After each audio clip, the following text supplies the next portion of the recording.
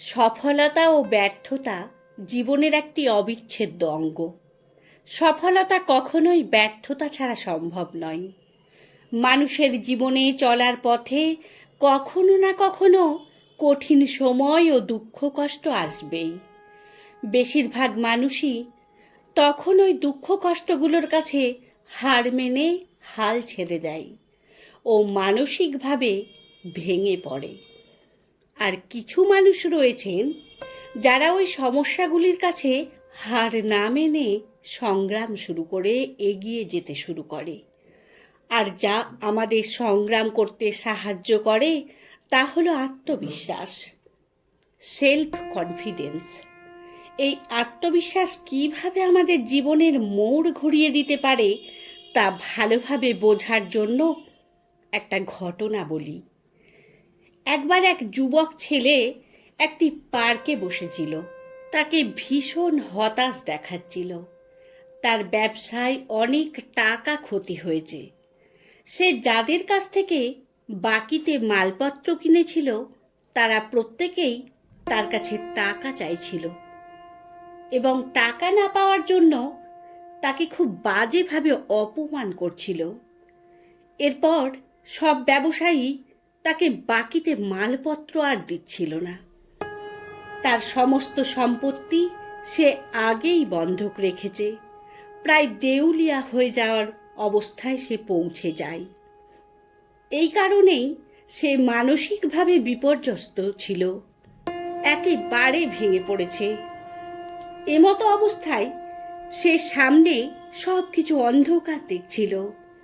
সামনে কোনো রাস্তা দেখতে পাচ্ছিল না যেখান থেকে সে বাইরে বেরিয়ে আসতে পারবে। সে কিভাবে এই দুঃসময় থেকে নিজেকে কাটিয়ে উঠতে পারবে। সে পার্কে বসে বসে এই সবই ভাবছিল। তখন হঠাৎ কোনো একজন তার কাঁধে হাত রাখল। সে মাথা উঁচু করে দেখল তার পাশে একজন বৃদ্ধ ব্যক্তি দাঁড়িয়ে রয়েছেন। ওই বৃদ্ধ ব্যক্তি বললেন, তোমাকে এত হতাশ দেখাচ্ছে কেন? আমি কি তোমাকে কোনোভাবে উপকার করতে পারি? প্রত্যুত্তরে যুবক বলল, কেউ চাইলেও আমাকে উপকার করতে পারবে না। বর্তমানে আমি যে সংকটের মধ্যে রয়েছি একমাত্র মৃত্যুই আমাকে বাঁচাতে পারবে। এ কথা শোনার পর বৃদ্ধ ব্যক্তিটি বললেন, এমন কি সমস্যা তুমি আমাকে বলো, আমি তোমাকে সাহায্য করব। এবার যুবক ছেলেটি ধৈর্যচ্যুত হয়ে রেগে গিয়ে বলল, আপনি আমাকে কি সাহায্য করবেন? এখন আমার $5,00,000 প্রয়োজন। আপনি কি আমাকে দিতে পারবেন? যুবক ছেলেটির এই কথা শুনে বৃদ্ধ ব্যক্তিটি হাসতে লাগলেন আর বললেন, ব্যাস এতটুকু প্রয়োজন? তার জন্য তুমি এত চিন্তিত?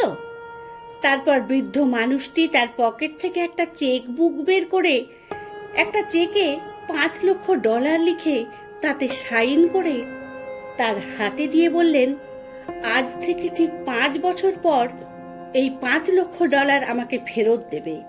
আমি হলাম জন ডি রকফেলার। আমার নাম তুমি নিশ্চয় শুনেছ। এই কথাটি বলেই বৃদ্ধ মানুষটি ওখান থেকে চলে গেলেন। জন ডি রকফেলার ওই সময়কার সবচেয়ে ধনী এবং নামকরা বিজনেসম্যান ছিলেন। ওই যুবকটি অবাক হয়ে চেকটি দেখছিল। এখন তার মাথায় একটা কথা বারবার ঘুরপাক খাচ্ছে। একজন অজানা ব্যক্তি যে আমাকে চেনেন না, জানেন না, আমাকে কি করে এতটা ভরসা করলেন? সেখানে আমি আমার নিজের উপর ভরসা করতে পারছি না। তারপর ছেলেটি বাড়িতে ফিরে যায়। কিন্তু এবার সে শুধুমাত্র চেক নিয়েই বাড়ি ফেরে না, সাথে নিয়ে ফেরে সেলফ কনফিডেন্স বা আত্মবিশ্বাস।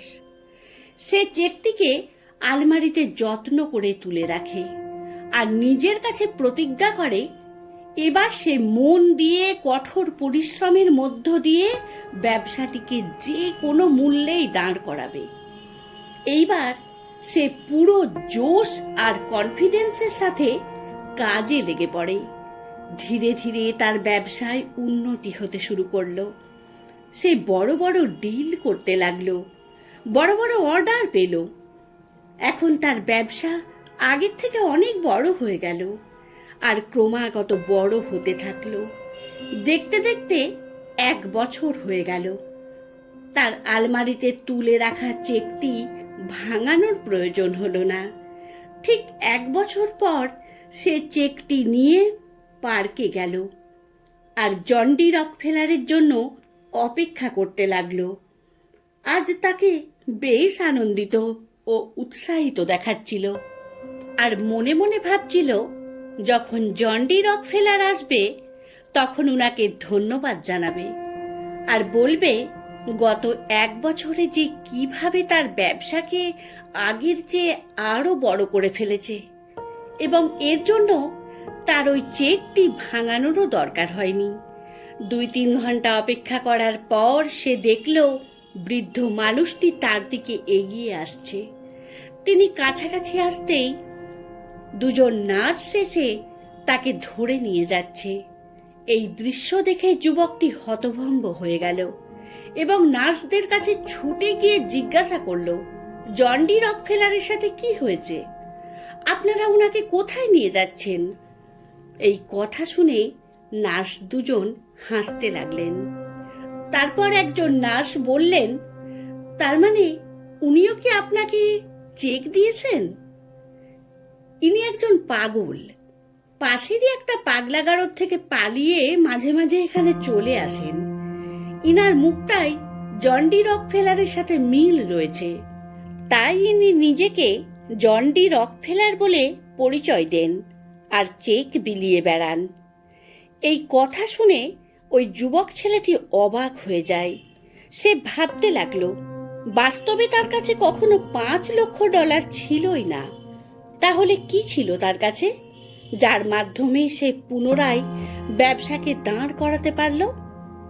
তার কাছে ছিল আত্মবিশ্বাস, সেলফ কনফিডেন্স, তার নিজের ওপর ভরসা।